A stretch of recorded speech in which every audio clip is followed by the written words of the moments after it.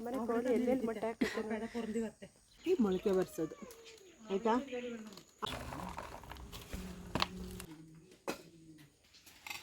ನೀನು ಹೆಲ್ಪ್ ಮಾಡು.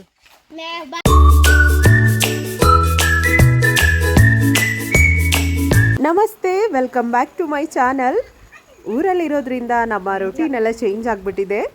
ನಮ್ಮ ದಿನಚರಿಗಳು ಬೇರೆ ಥರನೇ ಇದೆ ಆಯಿತಾ. ವಿಳಿಕಿಣಮ್ಮ ಪಾಪ,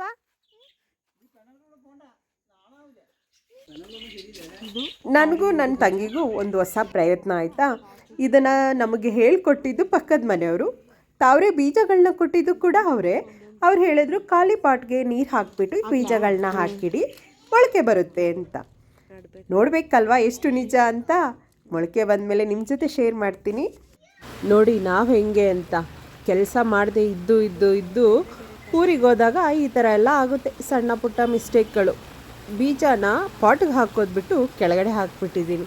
ನನ್ನ ತಂಗಿ ಹೇಗೆ ಅಂದರೆ, ಮನೇಲಿ ಸಾಕಷ್ಟು ಕೆಲಸಗಳಿರುತ್ತೆ, ಅದ್ರ ಮಧ್ಯ ಇಂಥದ್ದೆಲ್ಲ ಎಕ್ಸ್ಟ್ರಾ ಕೆಲಸನೂ ಕೊಡ್ತಾಳೆ.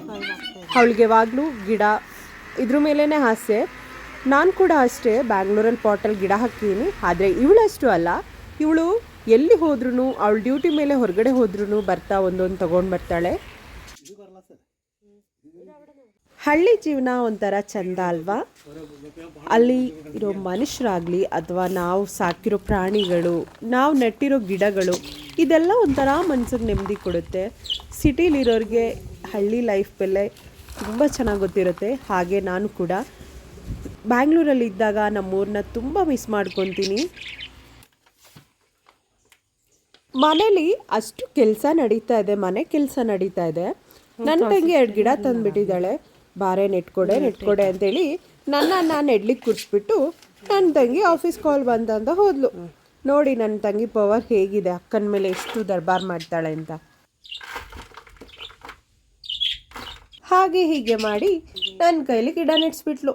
ಅವಳು ಹೋದವಳು ಪತ್ತೇನೇ ಇಲ್ಲ ನೋಡಿ. ಗಿಳಿ ಸೌಂಡ್ ಆಗ್ತಿರ್ಬೇಕಲ್ವಾ? ಹೌದು, ನಮ್ಮ ಮನೇಲಿ ಗಿಳಿಗಳನ್ನೂ ಸಾಕಿದ್ದಾರೆ. ನಮ್ಮ ಮನೇಲಿ ಪ್ರಾಣಿಗಳದೇ ಹವ. ಯಾಕೆ ಗೊತ್ತಾ, ನಾನು ಬ್ಯಾಂಗ್ಳೂರಲ್ಲಿ ಇರ್ತೀನಿ, ತಂಗಿ ಅವಳ ಕೆಲಸದ ಮೇಲೆ ಹೊರಗಡೆ ಹೋಗ್ತಾಳೆ, ತಮ್ಮ ಕೂಡ ಹೊರಗಡೆ ಇದ್ದಾನೆ. ಹಾಗಾಗಿ ಮನೇಲಿ ಅವರಿಬ್ಬರೇ ಇರಲಿಕ್ಕೆ ಬೇಜಾರು. ನಮ್ಮಪ್ಪ ಗಿಳಿಗಳು, ಕೋಳಿಗಳು, ಹಸು, ಮೀನು, ಬೆಕ್ಕು ಇದನ್ನೆಲ್ಲ ಸಾಕ್ಬಿಟ್ಟಿದ್ದಾರೆ. ನಮ್ಮನ್ನು ಹೇಗೆ ನೋಡ್ಕೊಂಡಿದ್ದಾರೋ ಆ ಪ್ರಾಣಿಗಳಿಗೂ ಅದೇ ಥರ ನೋಡ್ಕೊತಾರೆ. ನಮ್ಮನೆ ಲೇಡಿ ಡಾನು ಬಂದ್ಬಿಟ್ಲು. ನೀರು ಹಾಕು ಗಿಡಕ್ಕೆ ಅಂತ ಆರ್ಡ್ರ್ ಮಾಡ್ತಾ ಇದ್ದಾಳೆ.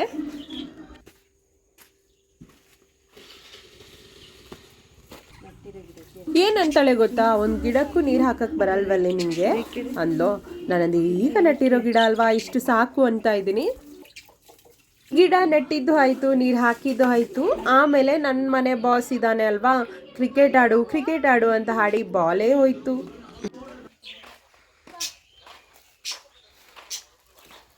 ಏನಾಕಿದೆಯಾ ಬಾಯಿಲಿ?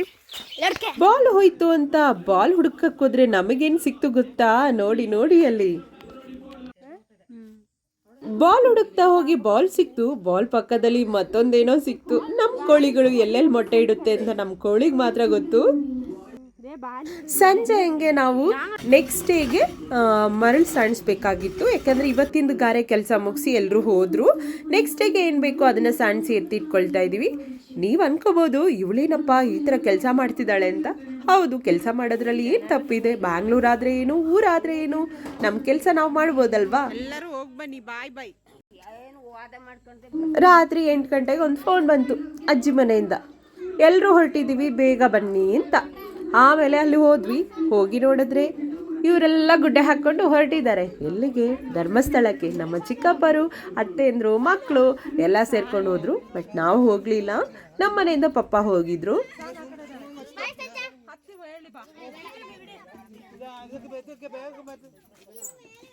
ನಮ್ಮನೆ ಬಾಸು ಬೇಜಾರು ಮಾಡ್ಕೊಂಡಿದ್ದ. ಅವನ ಫ್ರೆಂಡ್ಸ್ ಎಲ್ಲ ಹೋದ್ರು, ನಾನು ಹೋಗ್ತೀನಮ್ಮ ಅಂತ. ಬಟ್ ಅವನಿಗೇನಂದರೆ 2 ಮನಸ್ಸು, ಅಮ್ಮನೂ ಬೇಕು, ಫ್ರೆಂಡ್ಸು ಬೇಕು. ಕೊನೆಗೆ ಅವನು ಸೆಲೆಕ್ಟ್ ಮಾಡಿದ್ದು ನನ್ನನ್ನೇ.